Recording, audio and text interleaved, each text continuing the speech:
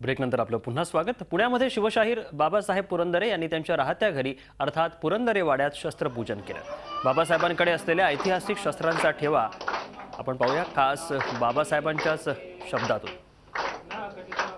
असं तुमच्या हातामध्ये एक खूप जुनं असं शस्त्र आहे, तो याला म्हणतात गोळकोंडा कटार।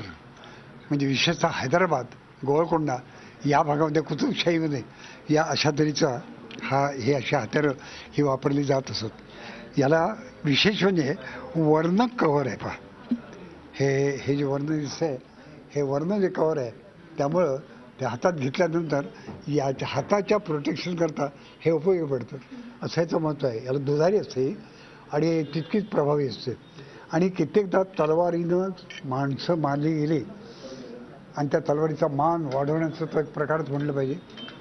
माझ्याकडे अशा काही तलवारी आहेत की ज्याच्यावरती 3-3, 4-4 छिद्र आहेत। आता ही पण एक तलवार आहे आणि अशा तलवारीवरती कित्येकदा इथे अशी 3-3 किंवा 1 किंवा 2 अशी छिद्र असतात आरपार, त्याच्यावर त्या सोन्याने रिपीट केलेलं असतं।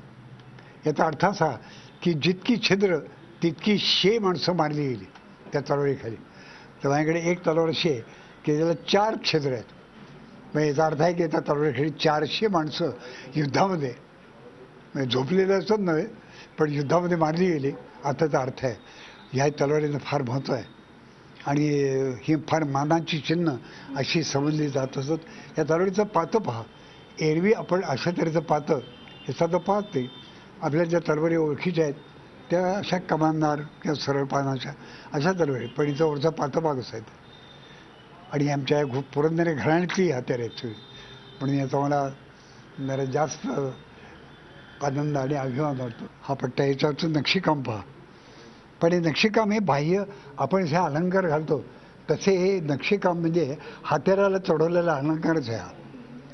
आता हे नक्षीदार काम करून त्याच्यावर सोन्याचं काम करायचं किंवा चांदीचं करायचं ही पद्धत होती त्यावेळेला। तर ती हत्यार आहेत पहा, खालचं काम किती अप्रतिम आहे पहा, किती सुंदर आहे। हा पट्टा कमीत कमी तरी 400 वर्षापेक्षा कमी वर्षाचा नाही किंवा वयाचा नाही।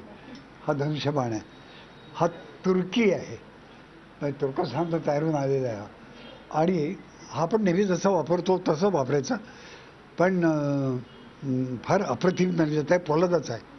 काही वेळेला तो वेताच असतो पण हा पोलादाचा आहे।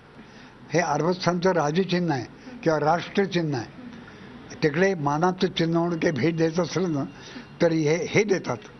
हे मलाही पण मी तिकडे गेलो असतो ना अरबस्थान, मी दुबई म्हणा किंवा मस्कत म्हणा या भागात हिंडलो त्या मला अशा 2-3 कटारी मिळाल्या। इतकी अप्रतिम दर्जाची म्युझियम्स आहेत की अक्षरशः मन थकवून जातं आणि त्यांनी 1000-1000, 2,000 वर्षापूर्वीची शस्त्र आज अगदी जपून ठेवलेली आहेत। आपल्याकडे ते झालं पाहिजे, सांभाळलं पाहिजे, नाही तर उद्या आपल्याला तुम्ही विचारलं कोणी की तुमच्या भारताची, तुमच्या महाराष्ट्राची परंपरा काय आहे तर आपण काय दाखवणार होतं ना, तर उद्या लोक आपल्याला हसतील की यांच्याविषयी एवढा मोठा ठेवा होता पण हे काही सांभाळला नाही, जपला नाही आणि शेवटी कुठेतरी जुन्या बाजारात याने विकला।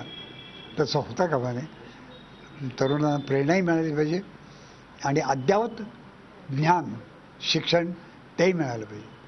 एकूणच ही जी पूर्ण शस्त्र आहेत ही शस्त्र आपल्या इतिहासाचा एक खजिना आहे आणि या खजिन्याचं संवर्धन होणंही तितकंच महत्त्वाचं आहे असं म्हणणं बाबासाहेब पुरंदरे यांनी आत्ताच मांडलेलं आहे। व्हिडिओ जर्नलिस्ट निलेश सागवेकर सोबत अश्विनी पवार, झी मीडिया, पुणे। झी 24 तास, एक पाऊल पुढे।